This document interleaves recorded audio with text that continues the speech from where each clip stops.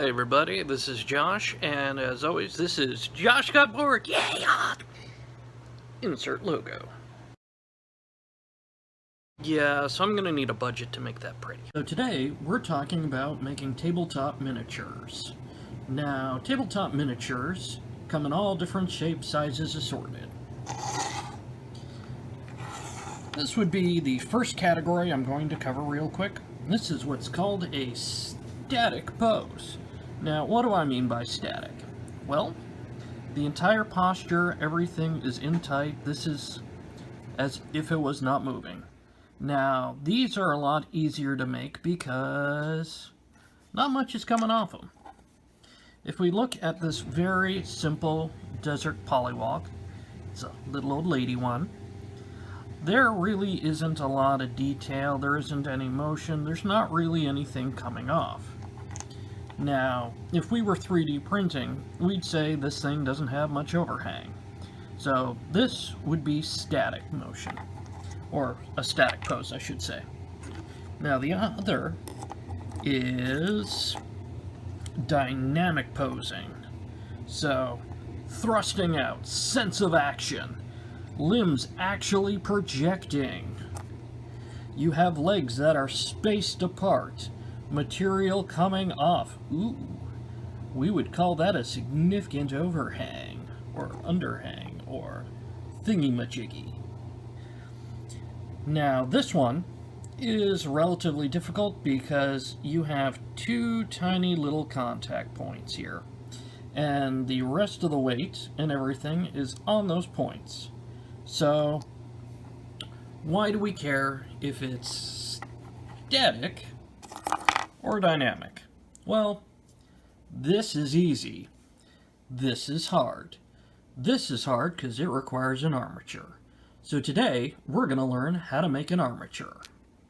So when we start making our armature, we're going to need some pliers, some paper clips, something to hold the armature, and a soldering iron. Why a soldering iron? Because we're going to do some soldering. Also, you're going to need some solder. So I like to start by unbending some of the paper clips.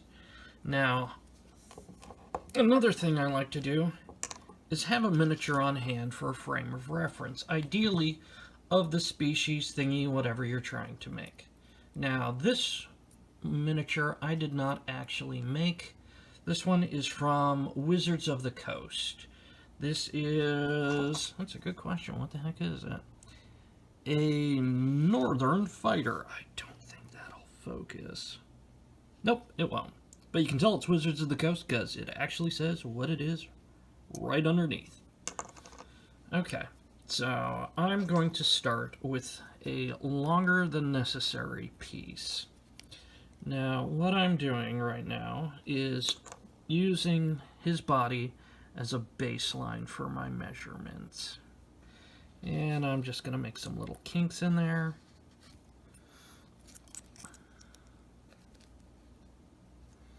And some more little kinks in there. Okay.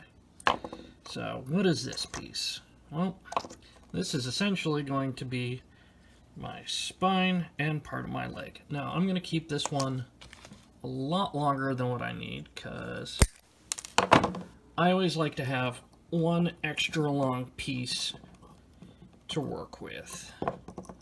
So this is going to be a start point for us. And then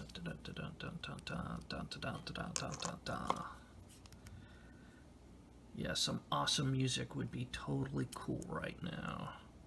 But you get the sound of my droning, slightly annoying voice. And to think, I'm a salesman for a living, so, like, I just talk out my butt all day. Yay.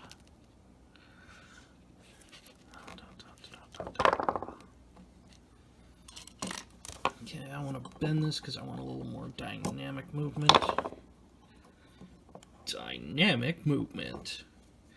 It's a fun word to say. doesn't actually mean you're dynamic as a human being.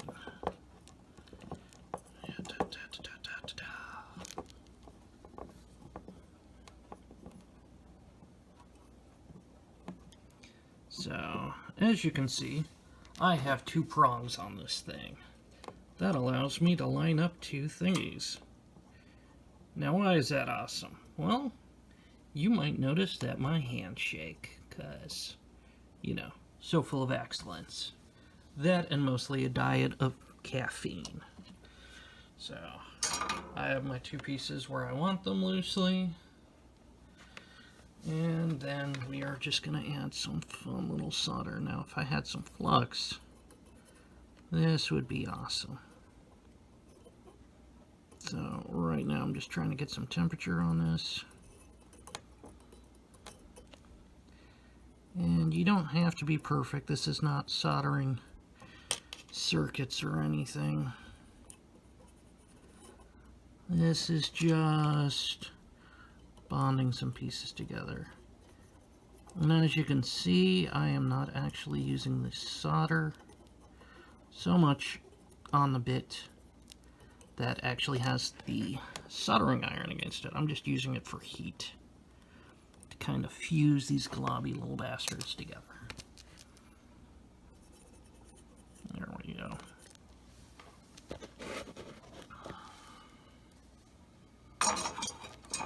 When not in use, put your soldering iron in the little rack so you don't set fire to your house.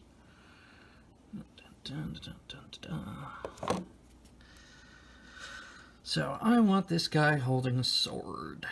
So, I am going to figure out how exactly I want that to work. Now, I'm incorporating the sword itself into the armature. So, this section's gonna be a sword. This section's gonna be an arm. So we're just gonna visually compare where we need to make our little bends. Now, do you need to use a miniature as a frame of reference? No. Would I normally? Not necessarily, but hey, it's something fun to do. And it helps you guys. Now, fun fact, when you draw a stick figure, you might be tempted to do something like... When we draw stick figures, we're going to start with a fun head, and a body, and an arm going this way, and an arm going this way, and legs, and oh my god, and I got a little sword, yay! No, this doesn't work. Why does this not work? Well, we add some hips, then we add a body, and... Oh wait, this, what am I attaching to here? So, we actually have to add something here. We have to make a shoulder and a shoulder so we can have something like a body. So we're going to do this with the armature. So now, we have a sword piece here. We have a forearm, we have a bicep. This is going to be a shoulder. This cannot be arm. This has to be your shoulders and then arm. Why? Because if I do it like this, we're gonna have a stick figure with no torso. So I'm gonna make a little connection point so it's easier to solder on. So what I'm gonna do is I'm just going to twist this piece around my pliers. So what am I actually doing here? So I'm twisting that around.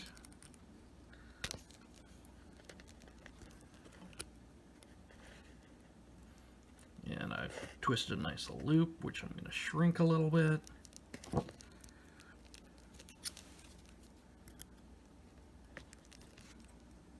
I'm just going to straighten that up a little bit. So now I have this fun little loop, which is going to attach like this. So now I'm just going to kink it out again. And we have a shoulder. It's a shoulder that's a little too wide, so I'm just going to unfold that a little bit. Bring that back in a little more. There we go. So now we have slightly more proportionate shoulders. Not quite, but almost. So I'm just going to play with the bends a little bit.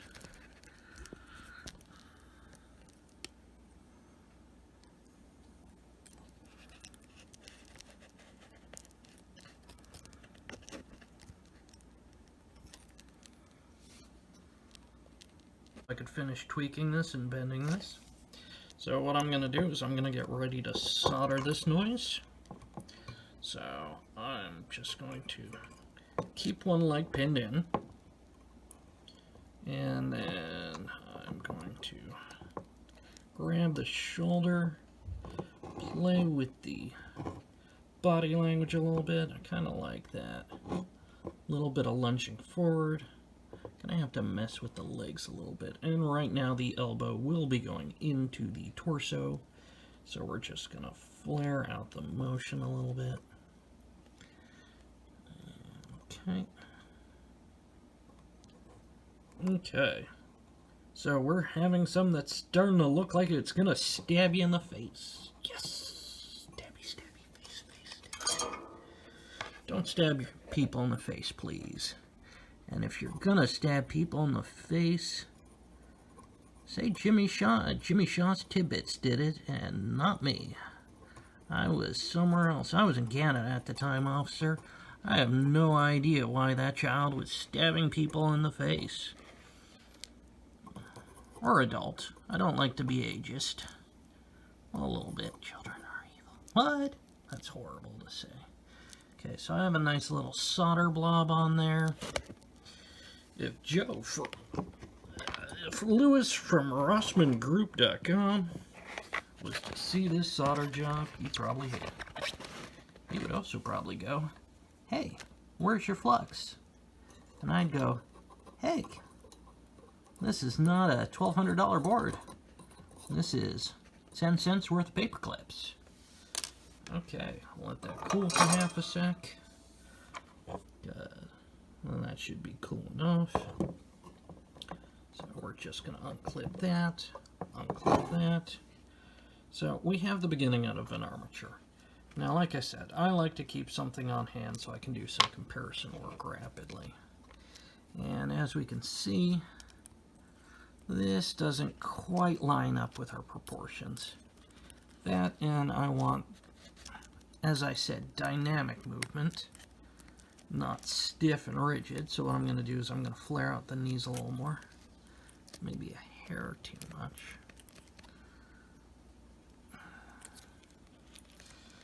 Okay. So he's going to be stepping forward, thrusting out. And just going to trim off that extra bit of leg. Now you might be saying, "Hey, why don't you bend that and make that a foot?" Well, this guy got some tiny feet. How tiny are those feet? Well, this is a tip of a pen, that's his foot. Yes, my hands shake like crazy. Because, as I said, diet of predominantly caffeine. Okay, so we do have some really wide shoulders and arms. That's okay, because we are going to be building an orc here. So, next thing I'm going to do is just kink this a little bit more. And I want to just flare out this hip a little bit. As you can see, he looks sort of side-straddled and a little funny. But we're doing a similar principle on the hips as we are with the shoulders, where, you know, you actually get to have hips by inserting this space here and here. So these are going to be our hips, and then we are just going to bend this piece. Now, ultimately, when I make a mini, like this ridiculous guy here, as you can see, there are some fun holes here. Why? Well, what I like to do is keep a little bit of extra on the leg. That way, when I make the actual disc it goes on, it can be inserted in. So this is a rudimentary armature for a fighter. I'm not going to add a head. I really like anything that's going to be projecting to be shorter than necessary, because we can do that with some of the modeling clays and the polymers. And this is almost done. Now, right here, I'm going to have a pommel and what have you. So I actually want to add just a little more solder. Bring this together. Why? Well, if these two pieces are separate, and as you can see, it keeps wanting to do this, it's going to do that while there's clay on it. And the polymer clay I like to use, you can actually heat up in the oven. Not an actual kiln that requires it to go over thousands of degrees. And why do I do that? Well, because it's cheaper, it's easier, and God, my soldering iron is gross. So when the metal heats up and the polymer clay heats up, they have relatively low melt points, at least the polymer clay, but it can be enough to actually melt the metal. And the solder has a pretty low melt point. So as a result, even though I'm not even hitting 200 degrees Fahrenheit when I bake in the polymer clay, it could cause this to melt, to separate. Metals like to flex and shift when they're hot. So as a result, it'll cause those two pieces to separate and then ruin my piece. And I have a little bit of extra burr there. I can shave that off later by filing. Yeah, pliers are too fat for that. So yeah, that is a rudimentary armature. Hope you like it. On the next installment, I will actually give this guy some skin.